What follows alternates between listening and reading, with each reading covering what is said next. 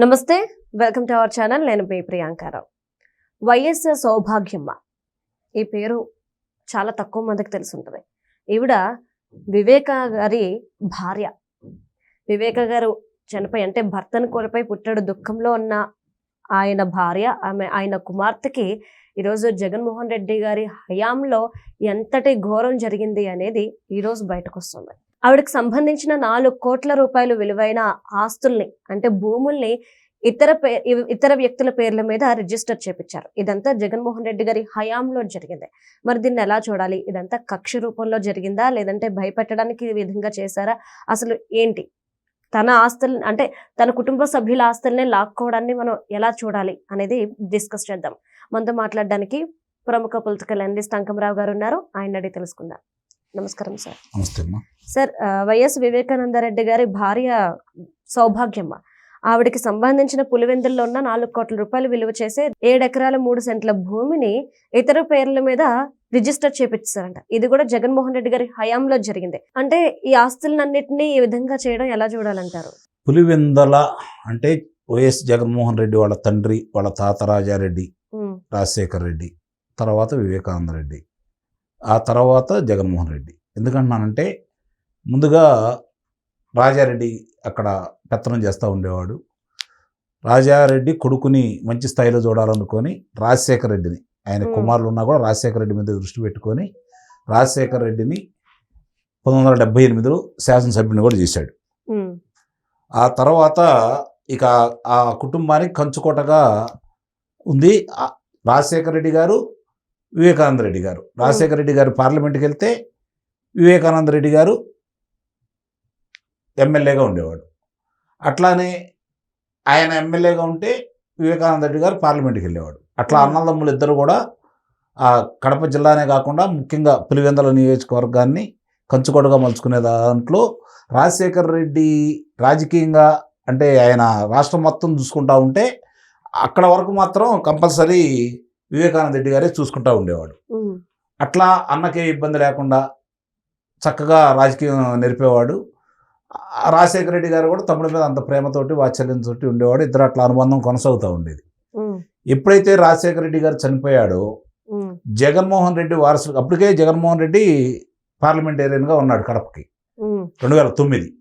ఎప్పుడైతే రాజశేఖర రెడ్డి గారు చనిపోయాడో నెక్స్ట్ అక్కడ ఆమెని నిలబెట్టారు, విజయమ్మ గారిని. విజయమ్మ గారు గెలిచారు. తర్వాత ఇతను కాంగ్రెస్ పార్టీ నుంచి బయటకు రావడం ఇవన్నీ మనం చూస్తూనే ఉన్నాం.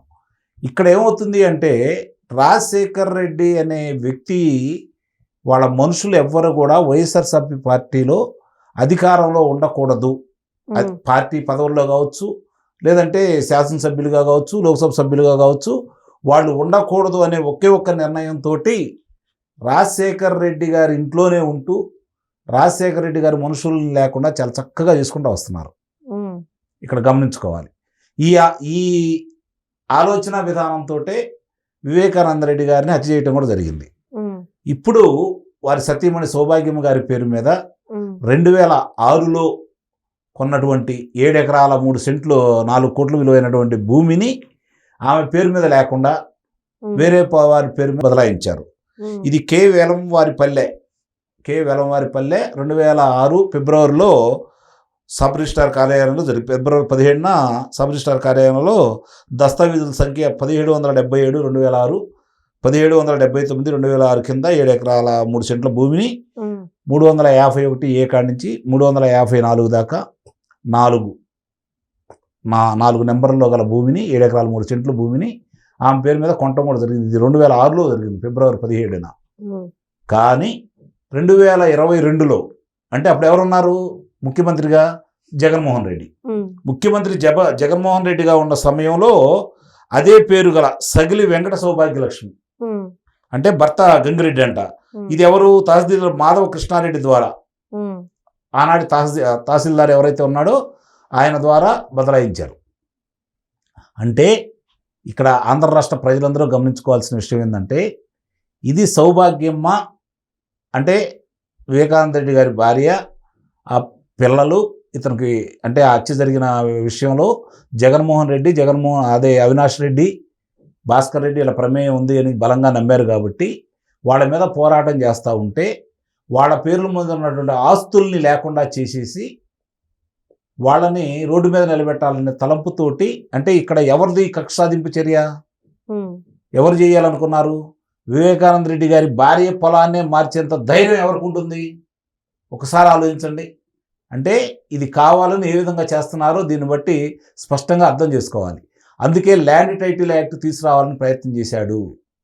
అది అమలు కాకతలికే ఇవన్నీ చేశారు. అంటే నిజంగా అమలైనట్టయితే, మళ్ళీ అతను అధికారంలో కనుక ఉండున్నట్టయితే ఒక్కసారి ఆంధ్ర రాష్ట్ర ప్రజలు ఊహించుకోండి. వివేకానంద రెడ్డి గారి సతీమణికే ఈ విధంగా జరిగితే సామాన్యుడి పరిస్థితి ఏంటి? అంటే ఎంత కుట్ర కుతంత్రంతో, ఎంత పగతోటి చేస్తున్నారో దీన్ని బట్టి అర్థం చేసుకోవచ్చు. అంటే వాళ్ళు మాత్రమే ఎదగాలి, ఇంకెవరు కూడా ఎదగకూడదు.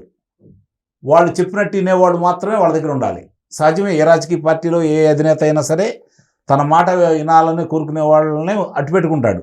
నష్టమైనా కష్టమైనా వాళ్ళు అలానే భరాయిస్తారు. అందుకని వాళ్ళ పరిస్థితి మనం చూసాం. దాన్ని మనం తప్పు పట్టాల్సిన పని లేదు. కానీ భర్త చనిపోయి ఈరోజు వాళ్ళు చేస్తున్న పోరాటం తన మీదే పోరాటం చేస్తున్నారని చెప్పి భావించి జగన్మోహన్ రెడ్డి, అవినాష్ రెడ్డి ఇద్దరు కలిసి ఈ పని చేయించారని అయితే నేను నిస్సందేహంగా చెప్పగలను. అందులో ఎలాంటి సందేహం కూడా ఏం లేదు. వేరే వాళ్ళకి ఏం పని? అంత ధైర్యం ఎవరికి ఉంటుంది? పులివెందల నియోజకవర్గంలో, పులివెందల మండలంలో వాళ్ళ పేరు మీద ఉన్నటువంటి భూముల్ని మార్చేంత ధైర్యం ఆ తహసీల్దార్కి ఉంటుందా? లేకపోతే మార్పించుకొని తన పేరు మీద రాయించుకునేంత ధైర్యం ఎవరి పేరు మీద ఏది రాశారో సౌభాగ్యలక్ష్మి అనే ఆమె పేరు మీద ఆమెకు ఉంటుందా? గంగిరెడ్డి గారి సతీమణికి. అంటే అధికారం చేతిలో ఉంటే వాళ్ళు ఏ విధంగా ఎవరినైనా సరే ఏ విధంగా చేస్తారో, అక్కడ కుటుంబం లేదు, తల్లి లేదు, చెల్లి లేదు, పిన్ని లేదు, పిన్ని కుమార్తె లేదు, ఎవరైనా వాళ్ళ దృష్టిలో ఒకటే. వాళ్ళకి అడ్డం వచ్చినా వాళ్ళ దగ్గర ఆస్తులు ఉన్నాయంటే అవి కూడా లాక్కుంటారు. దానికి ప్రత్యక్ష నిదర్శనం సౌభాగ్యం గారు అన్న సంగతి ప్రజలందరూ కూడా గుర్తించాలి. అందుకనే ల్యాండ్ టైటిల్ యాక్ట్ మీద అప్పుడే దాని వివరంగా మేము చెప్పాం. ఎన్నికల ముందు అది బయటికి రాంగంలోనే దాని గురించి వివరంగా చెప్పాం. ఏం జరిగిద్ది, ఎలా జరిగిద్ది, ఎందుకు జరిగిద్ది అని చెప్పని. వాళ్ళు ఎంత కుతంత్రంతో చేశారు అంటే, అది మీ పేరు మీద ఒక భూమో లేకపోతే ఒక ఇల్లు ఉందనుకోండి, దాన్ని వేరే వాళ్ళు నా పేరు మీద ఉంది అని చెప్పని కనుక వెళ్తే మీరు 2 సంవత్సరాల లోపు అది మీదని నిరూపించుకోవాలి. మీదని నిరూపించుకోవాలి అంటే అక్కడ ఉన్నటువంటి ఎవరైతే అధికారి నియమిస్తారో వాళ్ళు, అధికారి కూడా కాదు, వాళ్ళ పార్టీ మనుషులు నియమిస్తారో వాళ్ళు ఇది నిజమే అత్తంది అని సర్టిఫికేట్ ఇస్తేనే మళ్ళీ మీరు కోర్టుకు వెళ్ళాలి. అది కూడా హైకోర్టుకు మాత్రమే వెళ్ళాలి. అది కూడా ఈ లెటర్ తీసుకొని వెళ్ళాలి. మీరు మీ పేరు మీద ఉన్న భూమిని నా పేరు మీద రాయించుకోవాలని నేను ప్రయత్నం చేసినప్పుడు, నా మనిషి అక్కడ ఉన్నప్పుడు అతను మీకు ఎలా ఇస్తాడు? అది 2 సంవత్సరాల్లోపు కనుక మీరు అది నిరూపించుకోలేకపోతే మీ భూమి మీది కాదు. అంటే ప్రతి 3 నెలలకి మీ భూమి ఉందా లేదా అనేది చూసుకోవాల్సిన దౌర్భాగ్య స్థితి వాళ్ళు కల్పించారు. ఇప్పుడు కూడా అలానే జరుగుతుంది. ఇప్పుడు కూడా చూసుకోవాల్సిన పరిస్థితి ఏర్పడుతుంది. ఎందుకంటే ఇంకా వాళ్ళ మనుషులు ఉన్నారు కాబట్టి.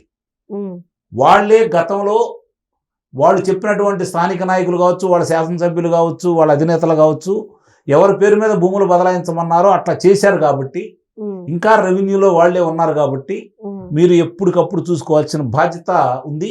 ఇప్పుడిప్పుడే మొదలు పెడుతున్నారు. ఆ మొదలు పెట్టేది పూర్తయ్యేంత వరకు మీ భూముల్ని మీరు ఉందయ్యా లేవా, విదేశాల్లో ఉండేవాళ్ళు, స్వదేశంలో ఉండి పక్క రాష్ట్రాల్లో ఉండేవాళ్ళు, అలాగే హైదరాబాద్లో వచ్చి ఉద్యోగం చేసేవాళ్ళు, మన భూములు ఏవి కావులే అని చెప్పని ఉన్న వాళ్ళు ఒక్కసారి మీ భూముల పరిస్థితి ఏంటో ఒకసారి చూసుకోండి. ఇది సౌభాగ్యం గారికి ఎదురైనప్పుడు మీకు నాకు ఎందుకు ఎదురు కాదు? వాళ్ళకి వ్యతిరేకంగా మాట్లాడిన ప్రతి వాళ్ళ మీద వాళ్ళు కన్నేశారు. కాబట్టి ఇది ఒకసారి చూసుకోవాలి.